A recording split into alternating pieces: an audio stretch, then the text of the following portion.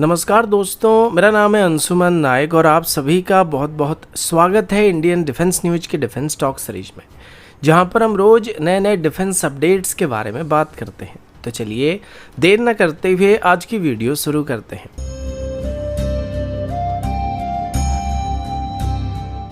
आज की पहली अपडेट इंडियन एयरफोर्स के ब्रह्मोस प्रोग्राम की तरफ से है, जिसे HAL के साथ मिलकर और भी पावरफुल बनाने की तैयारी किया जा रहा है। जैसे कि आपको पता होगा कि अभी इंडियन एयरफोर्स में Su-30 MKI एयरक्राफ्ट के साथ ब्रह्मोस मिसाइल को इंटीग्रेट किया जा चुका है और Su-30 MKI फाइटर जेट्स पर ब्रह्मोस मिसाइल का इंटीग्रेशन पहले से ही इंडियन एयरफोर्स के लिए एक बड़ा गेम चेंजर साबित हो चुका है। रिसेंट कॉन्फ्लिक्ट में हम इसके प्रैक्टिकल रिजल्ट को भी देख चुके हैं। इनिशियली इंडियन एयरफोर्स के 40 Su-30 MKI एयरक्राफ्ट को ब्रह्मोस मिसाइल को कैरी करने के लिए मॉडिफाई करने का प्लान किया गया था, जिसमें इनके विंग्स को हार्डन किया गया था और इसकी अंडर कैरियर सेक्शन को रीइंफोर्स्ड किया गया था, ताकि ये 2.5 टन से ज़्यादा वजन वाले ब्रह्मोस को आसानी से कैरी कर पाएंगे और लॉन्च कर पाएंगे। लेकिन अभी पता चला है कि इंडियन एयरफोर्स की तरफ से अभी additional 20 Su-30 MKI fighter jet को भी ब्रह्मोस को कैरी करने के लिए मॉडिफाई करने का प्लान किया जा रहा है और इसी साल के अंत तक एडिशनल 20 Su-30 MKI एयरक्राफ्ट को ब्रह्मोस को कैरी करने के लिए मॉडिफाई किया जाने वाला है, जिसके बाद इंडियन एयरफोर्स के पास कुल मिलाकर 3 squadron BrahMos equipped Su-30 MKI होने वाले,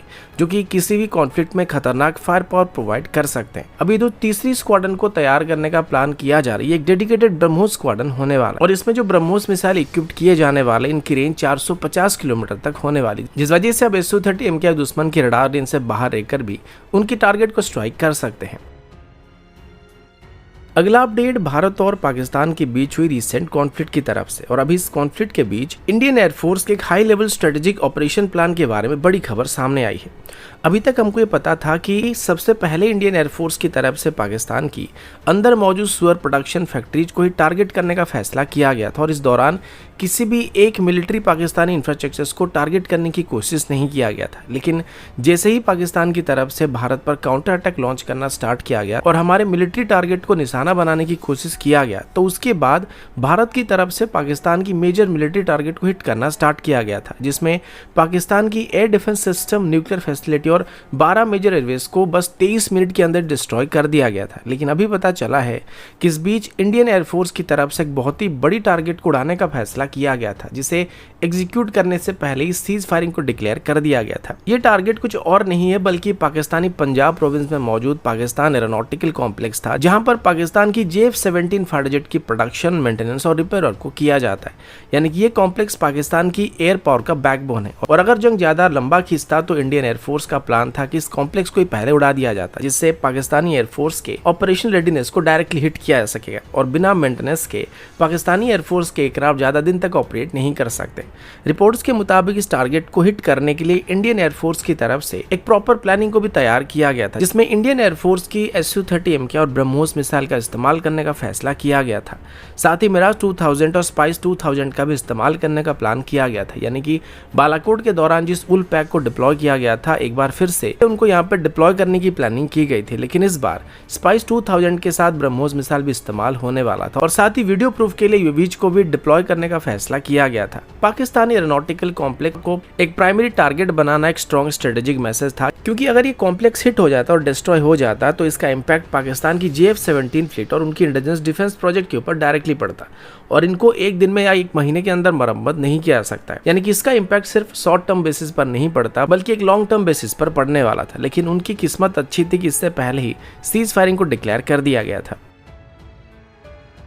अगला अपडेट HAL की तरफ से है, जहां तेजस मार्क 2 प्रोजेक्ट में एक जरूरी प्रोग्रेस को कंफर्म किया गया है। HAL के ऑफिशियल ने बात कंफर्म किया कि तेजस मार्क 2 का पहला प्रोटोटाइप अब मैन्युफैक्चरिंग स्टेज में पहुंच चुका है और इसका मेडन फ्लाइट अब 2026 की पहले क्वार्टर में करने का प्लान किया जा रहा है। यानी कि अप्रैल के बीच इसको टेस्ट किया जा सकता है। पहले ये टाइमलाइन 2025 में होने वाला था, लेकिन अब थोड़ा डिले होने की उम्मीद किया जा रहा है। तेजस मार्क 2, जिसे मीडियम वेट फाइटर भी कहा जाता है, ये एक 4.5 जनरेशन का मल्टीरोल एयरक्राफ्ट होने वाला है, जो कि तेजस मार्क 1 और मार्क 1 का एक एडवांस वेरिएंट होने वाला और इसे आगे चल के हम लोग MiG-29 और मिराज 2000 जैसे एयरक्राफ्ट को रिप्लेस करने के लिए इस्तेमाल करने वाले। एचएएल के ऑफिशियल्स के मुताबिक अब तक इसकी प्रोटोटाइप का 60% से ज्यादा स्ट्रक्चर कंप्लीट हो चुका है। सेंटर फ्यूजलाज और विंग्स को इंटीग्रेट किया चुका है और फ्रंट और रियर फ्यूजलाज सेक्शन की असेंबली लगभग कंप्लीट होने वाली। ये सब काम एचएएल की बेंगलुरु फैसिलिटी में किया जा रहा है और तेजस मार्क 1 के सप्लायर इकोसिस्टम का यहाँ पे काफी इस्तेमाल किया जा रहा है ताकि क्वालिटी और स्पीड दोनों को मेंटेन किया जा सकेगा। एचएएल के मुताबिक अभी तक जनरल इलेक्ट्रिक की तरफ से उनको G414 सीरीज के इंजन की 6 यूनिट को डिलीवर किया गया, जिनका इस्तेमाल अभी इनकी प्रोटोटाइप को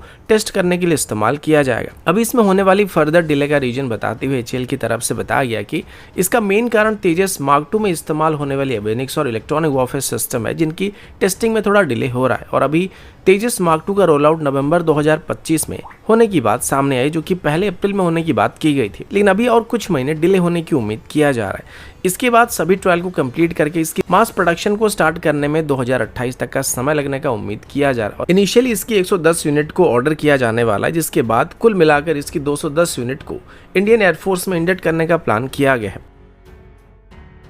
अगला अपडेट ब्रह्मोस मिसाइल की तरफ से, और अभी हम ब्रह्मोस मिसाइल को लेकर एक बहुत ही बड़ी अपडेट के बारे में बात करने वाले हैं,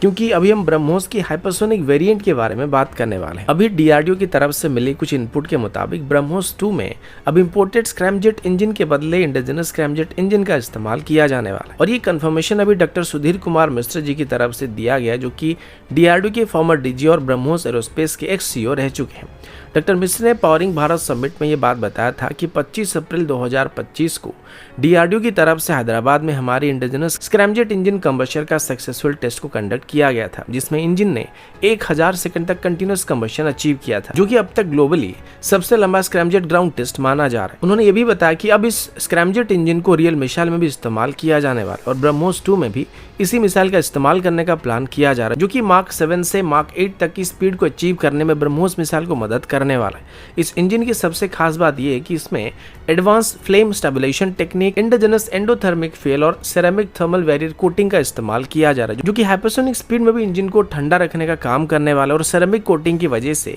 स्टील की मेल्टिंग पॉइंट से भी ज्यादा टेम्परेचर को झेलने की क्षमता रखने वाला है। और यही कारण है जिस वजह से ग्राउंड टेस्टिंग के दौरान भी हमारी स्क्रैमजेट इंजन 1000 सेकंड तक बिना दिक्कत के ऑपरेट कर पाया था। अभी तक जो हाईएस्ट रिकॉर्ड था यूनाइटेड स्टेट की X-51A इंजन का था, जो कि 250 सेकंड तक की हाइपरसोनिक स्पीड को मेंटेन कर पाया था, जिसे डीआरडीओ की स्क्रैमजेट इंजन ने 4 गुना ज्यादा मार्जिन के साथ पीछे छोड़ दिया है। इनिशियली ब्रह्मोस 2 में रशियन ओरिजिन जिरकॉन मिसाइल के इंजन का इस्तेमाल करने का प्लान किया गया था, लेकिन अभी जब डीआरडीओ के पास इतनी एडवांस हाई परफॉर्मेंस इंजन मौजूद है तो रशियन इंजन के ऊपर डिपेंड करने की जरूरत नहीं पड़ने वाली और इससे ब्रह्मोस 2 में हमारी इंडिजिनस कंटेंट की मात्रा काफी हद तक इंप्रूव होने की उम्मीद भी किया जा रहा है और इससे ब्रह्मोस 2 का रेंज 1500 किलोमीटर से भी ज्यादा होने की उम्मीद किया जा रहा है और इसका एवरेज क्रूजिंग स्पीड मार्क 7 से ऊपर होने की उम्मीद किया जा रहा है। अगला अपडेट एंटी ड्रोन सिस्टम की तरफ से है। इंडियन आर्मी की एयर डिफेंस यूनिट की तरफ से अभी 16 मई 2025 को भारत इलेक्ट्रॉनिक्स लिमिटेड के साथ एक मेजर कॉन्ट्रैक्ट को साइन किया गया, जिसमें integrated drone detection and interdiction system यानी कि एडिस सिस्टम को खरीदने का फैसला किया गया। ये सिस्टम पूरी तरह से डीआरडीओ और भारत इलेक्ट्रॉनिक्स लिमिटेड की कोलैबोरेशन से इंडिजिनस टेक्नोलॉजी को बेस करके बनाया गया है। ये सिस्टम ड्रोन्स को डिटेक्ट, ट्रैक और न्यूट्रलाइज करने की कैपेबिलिटी रखता है और इसमें लगे advance radar, electro optical sensor और आरएफ सीकर की मदद से ड्रोन्स को 5 से 8 किलोमीटर की रेंज में डिटेक्ट किया जा सकता है और न्यूट्रलाइज करने के लिए इसमें सॉफ्ट किल टेक्निक जैसे कि आरएफ और जीएनएसएस जैमिंग का इस्तेमाल किया जाता है। साथ ही हार्ड किल मेथड के लिए इसमें laser based direct energy weapon का इस्तेमाल किया जाता है। एडिस सिस्टम ने अपनी इफेक्टिवनेस को रिसेंटली हुई भारत और पाकिस्तान के कॉन्फ्लिक्ट के दौरान भी प्रूव किया है, जो कि 7 मई 2025 को शुरू हुआ था। उस ऑपरेशन में पाकिस्तान की तरफ से भेजे गए लो आरसीएस वाले ड्रोन्स को जीरो कैजुअलिटी और मिनिमल डैमेज के साथ सिस्टम की मदद से सफलता के साथ डिस्ट्रॉय किया गया था। इन सिस्टम को डीआरडीओ की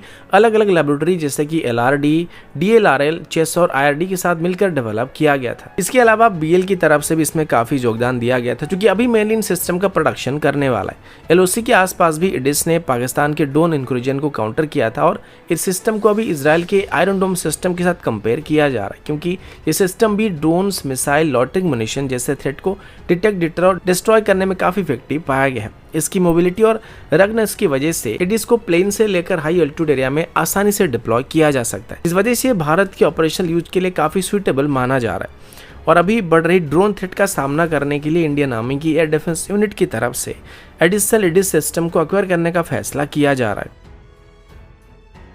अगला अपडेट भारत और फिलीपींस के बीच होने वाली एक मेजर डिफेंस डील को लेकर है। रिपोर्ट्स के मुताबिक फिलीपींस मरीन कोर और भारत के बीच आकाश स्वाने surface to air missile system का एक मेजर डिफेंस डील फाइनलाइज होने के काफी करीब पहुंच चुका है। ये डील फिलीपींस के लिए दूसरी बड़ी इंडियन मिसाइल डील होने वाली। इससे पहले फिलीपींस के साथ 2022 में ब्रह्मोस मिसाइल को लेकर एक डील को साइन किया गया था। सोर्सेज के मुताबिक प्राइसिंग और टेक्निकल पैरामीटर पर अभी बातचीत पॉजिटिव डायरेक्शन में जा रही है और जल्दी इस डील को लेकर ऑफिशियल अनाउंसमेंट सुनने को हमको मिलने वाला है। ये डेवलपमेंट साउथ चाइना सी रीजन में बढ़ते टेंशन के बीच फिलीपींस की एयर डिफेंस कैपेबिलिटी को काफी मजबूत करने की उम्मीद भी किया जा रहा है। भारत और फिलीपींस के स्ट्रेटेजिक टाइज खास करके मैरीटाइम सिक्योरिटी और रीजनल स्टेबिलिटी की एरिया में लगातार स्ट्रॉन्ग होते हुए देखे जा रहे हैं और इसके बाद अभी आकाश स्वान इस डील को ब्रह्मोस मिसाइल के एक्सपोर्ट के बाद एक और स्ट्रॉन्ग माइलस्टोन माना जा रहा है। और रिसेंटली भारत और पाकिस्तान के बीच हुई कॉन्फ्लिक्ट में आकाश मिसाइल की परफॉर्मेंस को देखने के बाद किसी को भी इसकी ऑपरेशनल कैपेबिलिटी को लेकर कोई सवाल नहीं और इसी वजह से इसकी डिमांड काफी ज्यादा बढ़ने की उम्मीद किया जा रहा है। और जितने भी